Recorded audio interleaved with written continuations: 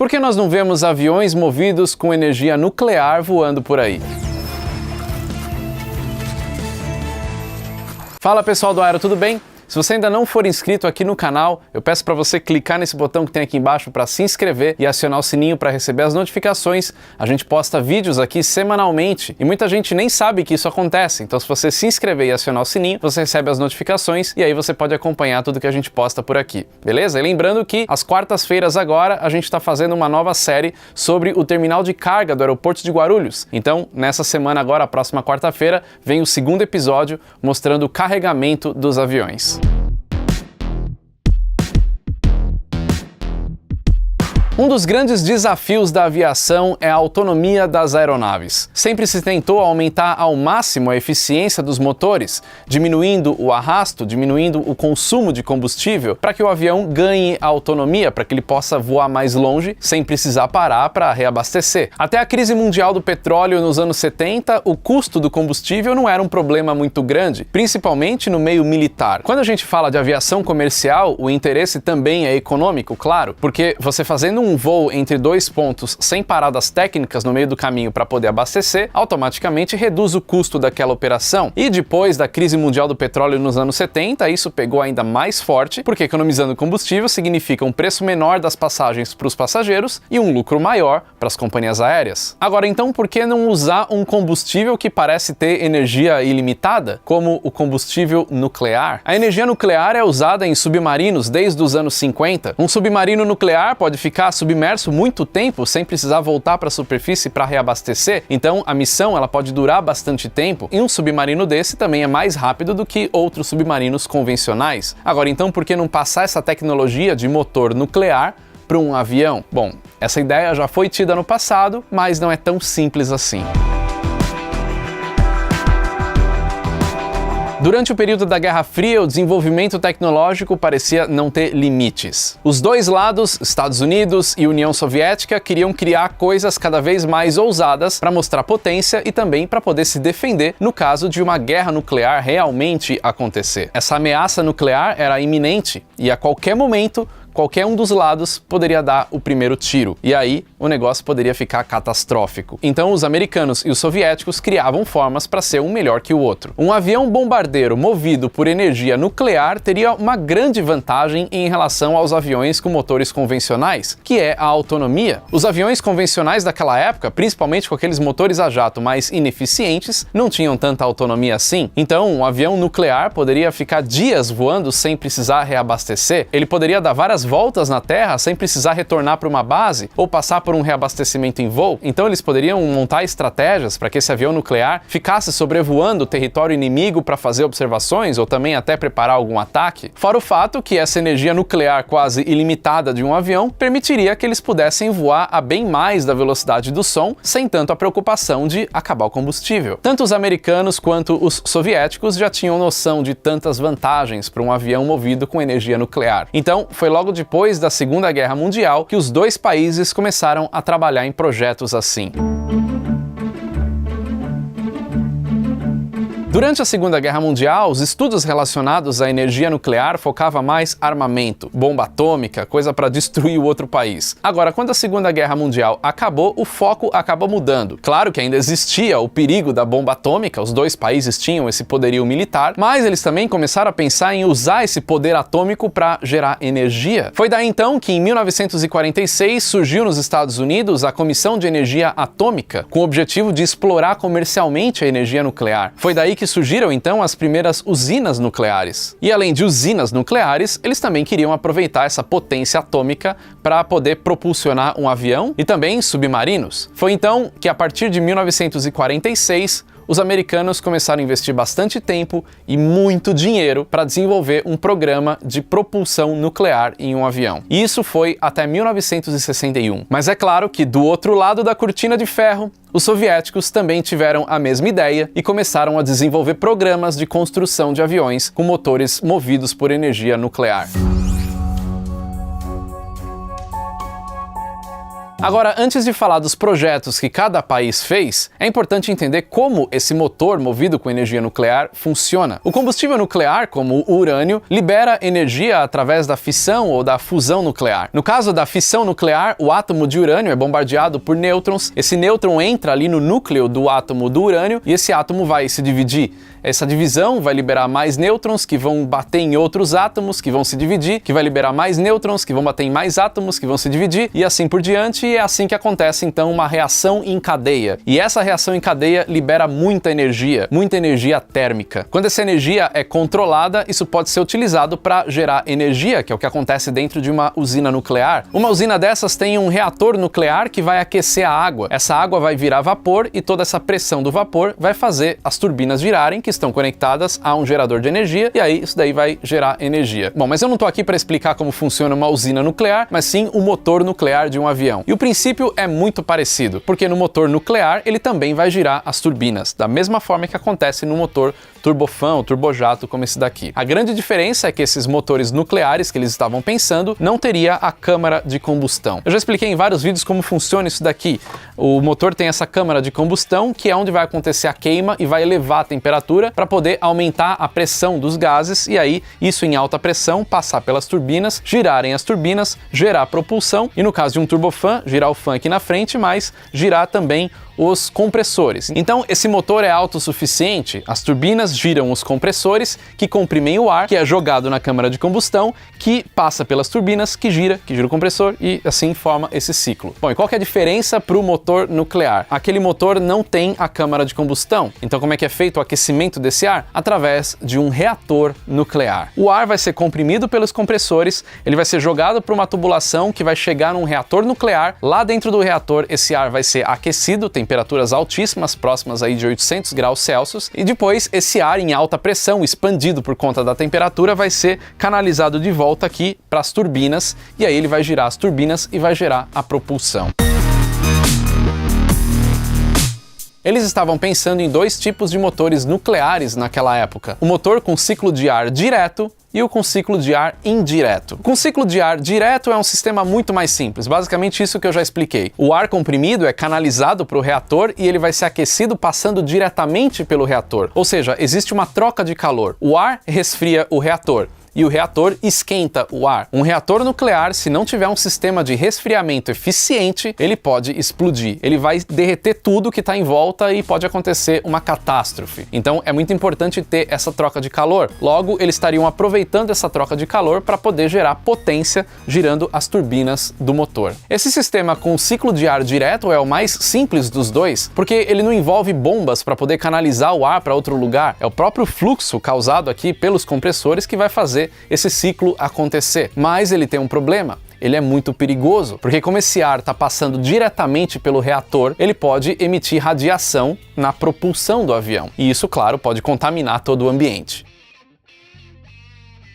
Já o sistema com ciclo de ar indireto tem um pouco mais de segurança em relação a essa radioatividade liberada, porque, na verdade, em vez de ser o ar que passa diretamente pelo núcleo do reator para poder ser aquecido, ele vai passar por um outro trocador de calor que é aquecido pelo reator. Parece um pouco confuso, mas é mais fácil do que parece. Esse reator nuclear vai aquecer um sistema secundário, um sistema de troca de calor, que vai ter algum produto lá dentro para receber essa temperatura do reator. E aí o ar comprimido pelos compressores vai passar por esse trocador de calor e não diretamente ali dentro do núcleo do reator. Por isso que ele é um sistema indireto. Mas, apesar de ser um sistema mais seguro, ele é mais ineficiente por dois motivos. O primeiro deles é que você tem uma perda de temperatura nessa troca de calor do reator para o trocador e aí para o ar. E o segundo é que colocando mais um sistema desse, precisa colocar bombas para fazer tudo isso daí girar, porque o produto que está dentro desse trocador de calor, ele precisa circular pelo reator. Ou seja, tudo isso a mais aumenta o peso. Ou seja, além desse sistema ser mais ineficiente que o outro, ele também acaba ficando mais pesado. Mas um outro grande problema do reator nuclear é a proteção, a blindagem. Um reator nuclear, ele tem que ter um escudo em volta dele, uma blindagem que possa manter aquela radioatividade dentro do núcleo, dentro do reator. E essa, por exemplo, é a maior preocupação dentro de uma usina nuclear. As usinas nucleares são seguras, mas problemas já aconteceram com vazamento vazamento de radioatividade, como em Chernobyl, na Ucrânia, ou em Fukushima, no Japão. Agora, você imagina isso dentro de um avião em movimento voando. Então, esse reator precisa ser muito bem protegido. Só que um escudo, uma blindagem de radioatividade, tem um sério problema para um avião: o peso.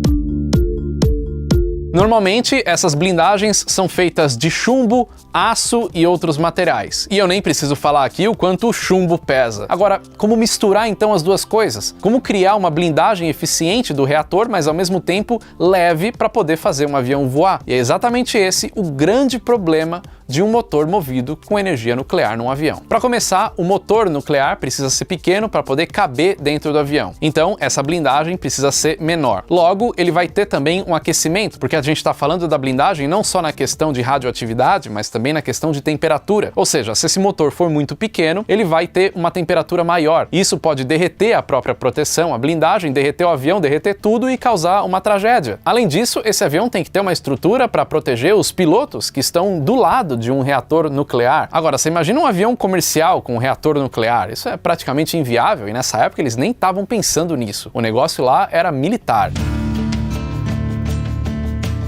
Os americanos então começaram a fazer alguns testes para ver qual seria a viabilidade desse tipo de motor, qual seria a eficiência, qual seria a temperatura, como é que isso poderia ser transportado por uma aeronave. E foi em 1951 que eles começaram a testar isso em voo, a bordo de uma aeronave. O objetivo desses voos não era, na verdade, dar potência para os motores, mas sim ver como é que seria a questão da blindagem desse reator nuclear. Então eles pegaram um avião bombardeiro Convair B-36 para fazer esses primeiros testes. Foram feitas modificações e esse reator foi colocado no compartimento de bombas do B-36. Esse B-36 modificado passou a se chamar NB-36H Crusader. E esse acabou sendo o único avião americano a transportar um reator nuclear. E esse reator nem estava lá para fazer os motores do avião funcionarem. O reator estava lá simplesmente para ver qual seria a viabilidade de transporte e como essa blindagem do reator seria feita. É justamente por isso que esse avião B-36 foi tão modificado, porque eles criaram várias blindagens até para proteger os pilotos. O cockpit do avião foi envolvido por uma camada de chumbo que servia justamente como uma proteção extra daquela blindagem do próprio reator. Eles usaram esse avião, o B-36, porque naquela época era o único avião capaz de levantar tanto peso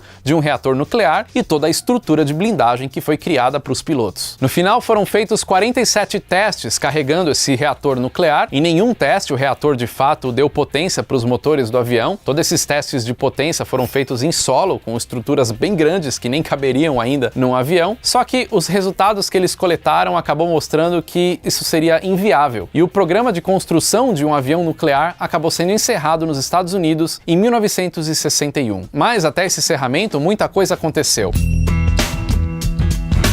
A GE ficou responsável por desenvolver um motor com ciclo de ar direto, e eles fizeram isso utilizando os motores modificados, o GE J47. Esse tipo de motor era mais fácil, como eu falei antes, até porque eles poderiam utilizar já motores turbojato e fazer uma adaptação, só tirando a câmara de combustão e colocando o sistema para conectar no reator nuclear. Depois, outros testes desse tipo foram feitos com o motor GE J87. Os testes com o motor de ciclo de ar indireto foram feitos em 1957 pela Pratt & Whitney, mas isso aí acabou não durando muito, não foi para frente. Aí quando John F. Kennedy assumiu a presidência dos Estados Unidos em 1961, ele colocou de vez um fim nesse programa todo e ele realmente acabou em 1961. Mas depois disso, outros testes foram feitos para não equipar aviões, mas sim mísseis. Os mísseis nucleares. Os mísseis nucleares teriam um problema a menos, você não tem uma tripulação a bordo que precisa ser protegida da radiação. Então eles vieram com o projeto Pluto, que a ideia era pegar um motor ramjet e fazer o combustível dele ser um reator nuclear. Mas mesmo assim, ele acabou não durando muito e esse projeto foi cancelado em 1964. Agora, vale lembrar que ao mesmo tempo que tudo isso acontecia nos Estados Unidos, a mesma coisa acontecia na União Soviética. Os soviéticos também estavam tentando resolver esses mesmos problemas dos americanos em relação à blindagem do reator nuclear. Mas aconteceram alguns boatos nessa época. Uma revista de aviação acabou dizendo que os soviéticos já estavam bem avançados, fazendo protótipos de aviões nucleares. Isso chegou até a preocupar o governo americano, fazendo eles acharem que os soviéticos já estavam 5 anos à frente do que os americanos estavam fazendo. Mas, na verdade, isso não passava de boatos e os próprios soviéticos admitiram que isso não era verdade, porque se fosse, eles já teriam apresentado para o mundo aquilo que eles estavam fazendo com muito orgulho. Ou seja, esse negócio de fake news não começou agora não, sempre existiu. Os soviéticos já pensavam em fazer um avião movido com energia nuclear lá nos anos 40, mas foi em 1955 que o Comitê de Ministros da União Soviética emitiu uma ordem para a indústria aeronáutica do país para desenvolver estudos sobre aviões movidos com energia nuclear. Mas assim como nos Estados Unidos, os problemas da União Soviética eram os mesmos em relação aos motores. Como eu falei, a questão de proteger, de blindar o reator e também o peso. Por conta disso, a Tupolev, que era uma das empresas envolvidas nesse negócio todo, acabou achando que eles levariam 20 anos para ter de fato um protótipo de avião nuclear voando. Mas o governo soviético não podia esperar 20 anos, eles precisavam resolver alguma coisa naquele momento. Então algumas empresas se juntaram para começar esse desenvolvimento, como a Tupolev, a Kuznetsov e também a Lyulka. Agora, qual dos motores? O de ciclo de ar direto ou indireto? Os soviéticos acabaram indo para o ciclo de ar direto. E na época eles pensaram em desenvolver alguns tipos de motores, como o ramjet, o turbojato ou o turbofan. No final, eles escolheram o turbojato para poder transformar em um motor nuclear. Para poder resolver esse problema de tempo, os engenheiros da Tupolev pegaram um avião, o Tu-95M, e adaptaram para ele poder transportar um reator nuclear. Exatamente da mesma forma que foi feito nos Estados Unidos com o Convair B-36. Ou seja, no primeiro momento, o Tu-95M não seria movido por energia nuclear, mas ele carregaria o reator para fazer testes também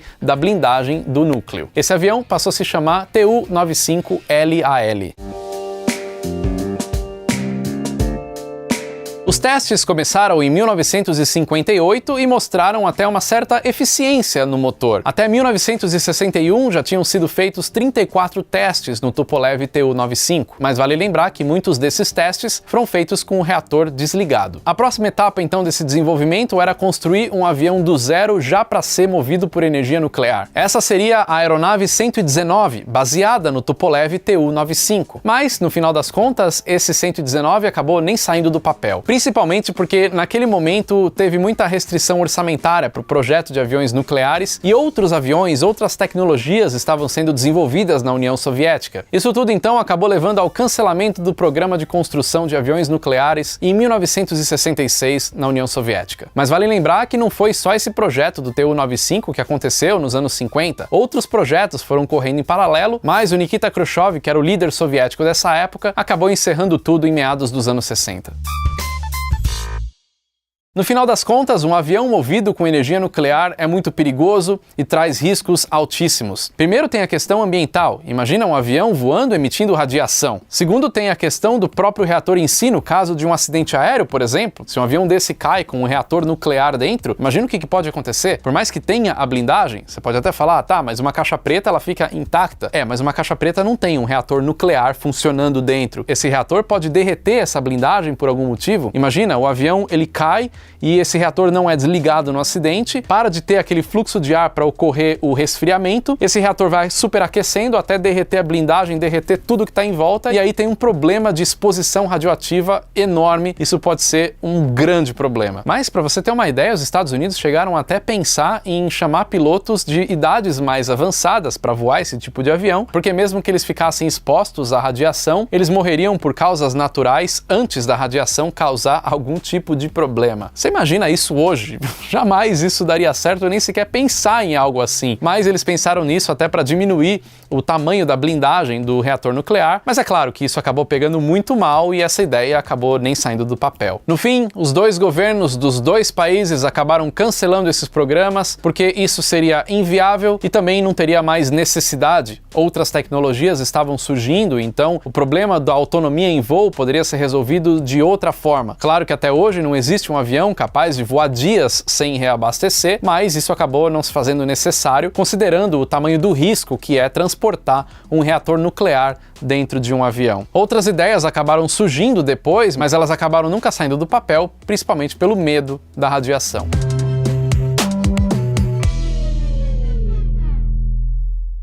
Bom, é isso então. Aviões nucleares hoje não existem, na verdade eles nunca existiram, nunca teve um avião movido por energia nuclear de fato, né? Muita gente pergunta, o que aconteceu com os aviões nucleares? Nada, na verdade eles nunca existiram e isso acabou morrendo, essa ideia acabou sendo abandonada. Espero que você tenha gostado desse vídeo, não esquece de se inscrever no canal se você ainda não é inscrito, aciona o sininho para receber as notificações, para saber também quando a gente vai postar os outros vídeos da série que a gente fez lá no terminal de cargas do aeroporto de Guarulhos, tá bem legal. Se você ainda não viu o primeiro vídeo dessa série, eu tô deixando aqui, para você assistir, a gente postou na semana passada. Não esquece de curtir esse vídeo e também comentar o que você achou. É isso aí, valeu e até o próximo vídeo.